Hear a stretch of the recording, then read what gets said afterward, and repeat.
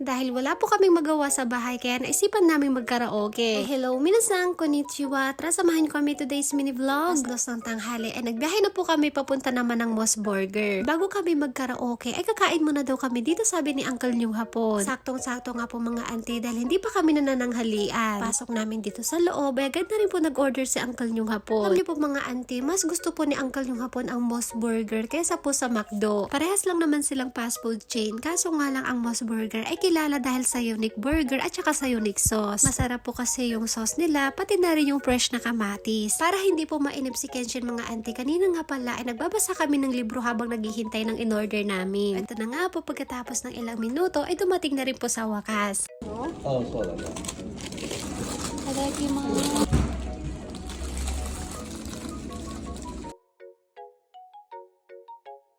Alam niyo po mga auntie, kapag ganitong winter, minsan hindi po talaga kami lumalabas o namamasyal. Minsan pagkatapos namin mag-grocery ay uwi na rin po kami kaagad. Napakalamig po kasi sa labas mga auntie kaya minsan nakakatamad pong lumabas. Dahil meron kaming batang malikot kaya kailangan namin siyang ipasyal. Kawawa naman po kasi siya kapag laging nasa bahay lang. Pagkatapos namin kumain ng burger ay dumiretso na po kami dito sa Aeon Mall. Umiwalay nga muna ako dun sa dalawang hapon ko dahil magpapadala ako ng pera sa kapatid ko dahil mag-e-exam siya. May nabasa nga po pala ako sa comment section, nagtatanong sila kung nagpapadala ba daw ako ng pera sa pamilya ko sa Pinas. Bale, nakwento ko na po ito dati sa dating mini vlog namin. Pero dahil meron po tayong mga bagong followers, kaya ikukwento ko ulit sa inyo mga auntie. Nung buhay pa po yung nanay ko, ay nagpapadala ako sa kanya ng pera. Pero ngayon, dahil wala na po yung nanay ko at saka yung tatay ko, kaya yung bunsong kapatid ko na lang po yung pinapadalhan ko. Naaral po kasi siya ng college, kaya kailangan po niya ng pang-exam. Kahit paano, maliit man po o malaki, ay nakakatulong po ako dun sa kapatid ko. Bale, magte-third year college na nga pala siya mga auntie sa susunod na pasukan. Bago mamatay yung nanay ko, ang hiling po niya ay mapagtapos namin ng college yung kapatid kong bunso. Kaya heto, nagsusumikap po kami para mapagtapos siya. Yung sinasahod ko po sa pagbablog, ay yun po yung pinapadala ko sa kapatid ko buwan-buwan. Liit man o malaki yung pinapadala ko, ay malaking tulong na po yun sa kapatid kong nag-aaral. Dahil gusto ko pong matupad yung pangarap ng nanay ko, kaya eto, nagsumikap po yung auntie nyo. Alam nyo, ako po kasi, ay ayoko pong inaasa sa asawa ko yung pamilya ko. Kapag kailangan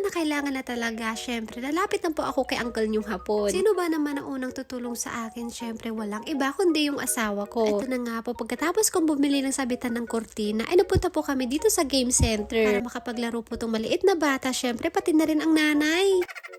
Wala kasing kalaro yung anak ko mga auntie, kaya ako po yung kalaro niya. Ang oras nga pala na pinili po ni Uncle yung hapon ay nasa 30 minutes. Ang binayaran po ni Uncle yung hapon doon sa 30 minutes ay nasa 500 yen. Pagkatapos namin maglaro ay nagpunta naman po kami dito sa Big Echo para magkaraoke. Gusto ko na talaga magwala mga auntie.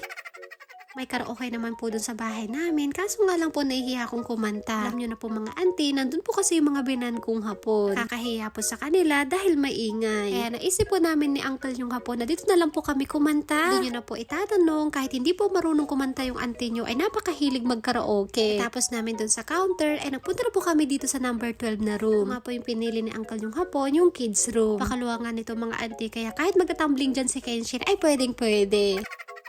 2 oras nga po pala yung pinili po ni Uncle yung hapon. Kenshin naman po ay bising-bising kumain ng lollipop. Nimulan ko na nga pong kumanta habang kumakanta ako. Si Kenshin naman po ay napakaingay.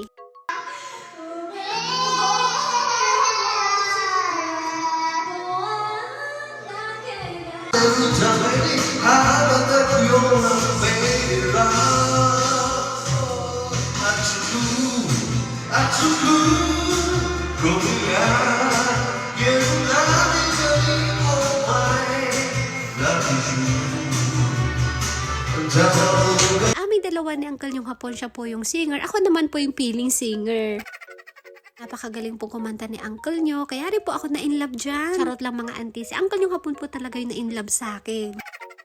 Fast forward na nga po, pagkatapos namin mag-shower ni Kenshin, agad na po ako nagplansya ng uniform ni Uncle yung hapon. May pasok po kasi si Uncle yung kinabukasan, kaya pinlansya ko na po itong damit niya. Yung pantalon nga po pala ni Uncle yung hapon, pagkatapos kong plansyahin, ay nilalagay ko na po yung sintron. Para kapag sinuot po niya, ay diretsyo na. Kanina habang nagpaplansya po ako ng damit, ay naririnig ko po si Kenshin na umiiyak. Susuka nga po tong anak ko mga auntie, pero wala naman siyang lagnat. Siguro dahil po yun sa pagod, pagkatapos kasi namin kumain, ay naglaro siya. Sukahan nga niya yung bedsheet namin, kaya nagpaabot ako kay uncle yung hapon ng bago. Ito talaga yung pinaka-ayaw na ayaw ko nangyayari sa anak ko, yung nagsusuka o kaya naman yung nilalagna. Okay lang na sa akin to mangyari, wag lang kay Kenshi. Nasasaktan po kasi ako mga auntie kapag ganito po yung anak ko. Habang tulog siya, ay pinunasan ko na po ng maligamgam na tubig yung bibig niya, pati na rin yung kamay niya. Yun lang po, maraming salamat sa panonood. Thank you for watching. Sayonara and... Bye bye. I love you.